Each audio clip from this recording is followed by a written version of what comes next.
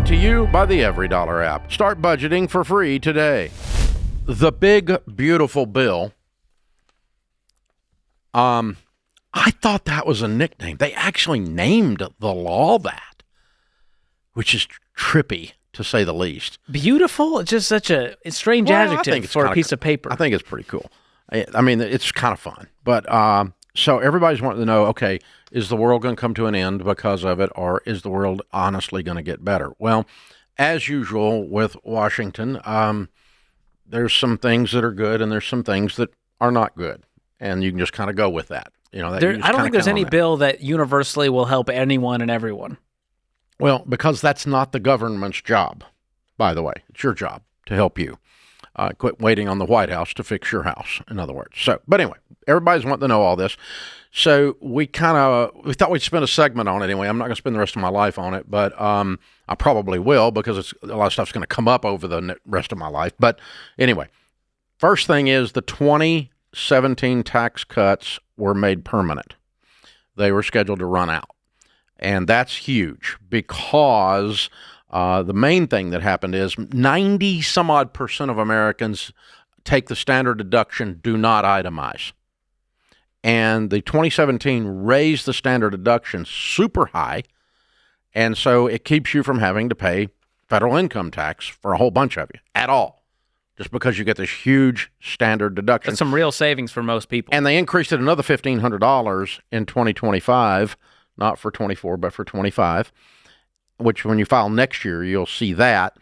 And it's going to continue to increase adjusted for inflation. So that's a nice thing there. So it makes the income tax filings be fairly easy for most people. And, but you're not writing off interest. You're not writing off charitable deductions, with the exception of what I'm going to come to in a few minutes, that kind of stuff. So no tax. He kept his, a politician kept a campaign promise. Note this. It's fairly unusual. Doesn't happen much. So no taxes on tips and overtime. He dreamed that up and everybody went bonkers, and they actually did it. Now, it's got limitations to it. The bill adds a tax deduction of up to $25,000 for income from tips. So you don't pay taxes on that. And that's not dollar for dollar, but it will reduce your taxable income by that much. Exactly. Which is helpful. That's still a few $1,000 for most people that work on tips. Yeah, and it's only for 3 years, 25 through 28, and then it expires. The deduction phases out if you make over $150,000 a year or $300,000 for couples. Same thing for overtime. It phases out on that and is only for 3 years. And the bill adds a tax deduction of up to $12,500, $25,000 for couples for qualified overtime wages. So that's good. That's good. That's a move. Trump accounts, babies born from the start of 25 to the end of 28 would receive a $1,000 Trump account deposit. Where is that going? It goes into, it's managed by the Treasury, and there are no tax advantages like there would be with a 529 plan or a Roth IRA. So the best part is the free $1,000. It's just $1,000. You get $1,000, and that, it'll have compound growth. I'm not sure how they're investing it. I'm not sure how much control you'll have. Like none. But it does have restrictions, and you have to withdraw it at a certain time and all that kind of stuff. But it can be used for college, home buying, starting a business. It's $1,000 one time. It's useless. Yes. So I was excited at first, and they're handling it. Because I thought this could replace Social Security. Political BS. But it's not enough. Student loan overhaul. I'm not going to get into that. Don't take student loans. Okay. Auto updates. Those who buy American-made new vehicles can deduct up to $10,000 a year in interest on the auto loans. And that deduction phases out if you make more than $100K or $200 for couples. The bill ends a $7,500 tax credit for the EVs. We knew that was coming. We knew Elon was pissed. Everybody's seen that. That one seemed vengeful. Yeah, there's just drop it's like that a bad in breakup. Yeah. But I'll tell you what ended up happening was, north of town here, there's several million square feet. General Motors was building a battery plant. Oh, wow. For EVs. And they shut the construction down in the middle of it because it's really going to hurt the demand when you reduce the credit. They took their foot off. Took the wind out of the sails there. Took their foot off the battery. Oh, there we go. No gas here, Dave. Oh man. Ba-boom. All right. Bill ends tax credits for rooftop solar, geothermal heat pumps, and other energy-efficient home devices at the end of 2025. If you're going to do any of that and want the federal tax credit for that, you do it by the end of this year, installed and paid. Can't just be contracted for. Has to actually be done by the end of the year. Medicaid reduction. The bill creates a tax deduction of $6,000 for seniors for 3 years, 25 to 28. The deduction decreases if you make more than $75,000 or $150,000 for couples. Currently, no proof of work is required to receive Medicaid. The bill requires by the end of 26, most adults who do not have children younger than 14 to document 80 hours of work to get Medicaid. That's per month. Volunteering or training. Not a week. Don't worry, guys. Or something. Yeah. So that's about a part-time job right there. Yeah. 20 hours a week. Well, I mean, you actually have to be doing something, to get this welfare. For able-bodied adults. Exactly. Yeah. SALT deduction, SALT, that is, this bill raises the current cap on the state and local taxes that people in high tax states have to write off on their federal returns from to $40,000 from $10,000 that you can write off if you live in one of those income tax states. Charity deduction. Bill lets you write off up to $1,000, whoopee, of your donations, $2,000 for couples, starting in 26, even if you take the standard deduction. All right. That's new. But it's a whole $1,000, whoopee, no big deal.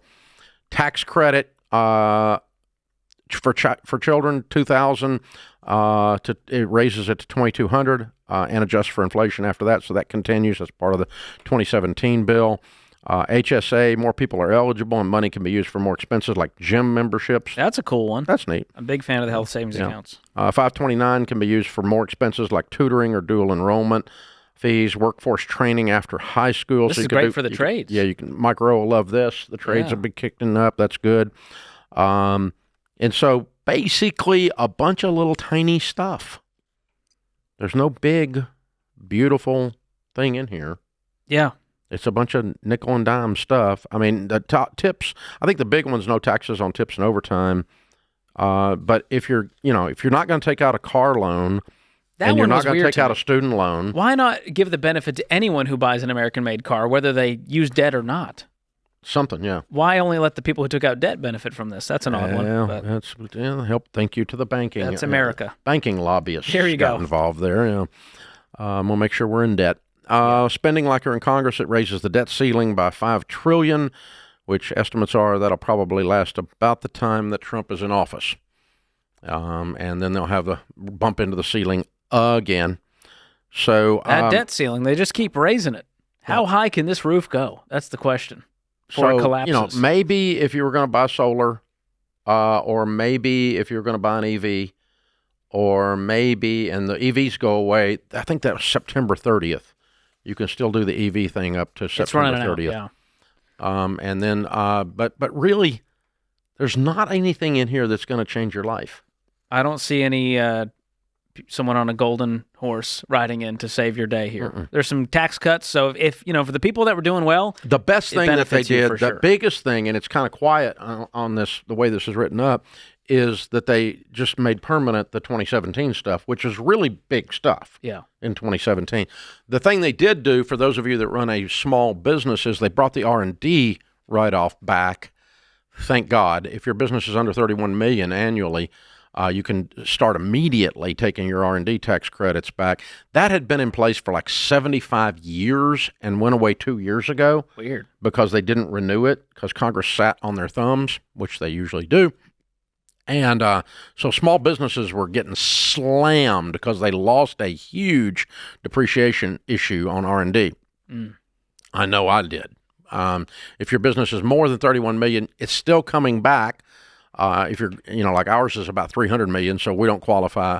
And so it's still coming back, but we're going to have to wait till like 26 or 25 for it to show up. And it's a different issue. But yeah, but still, at least they got it all back in, and they put the tax law back together. That's what they did with that. So big, yeah, beautiful, Bill, sure. It's a bill. I'll give him that. It's a bill. Create your free every dollar budget today, the simplest way to budget for your life.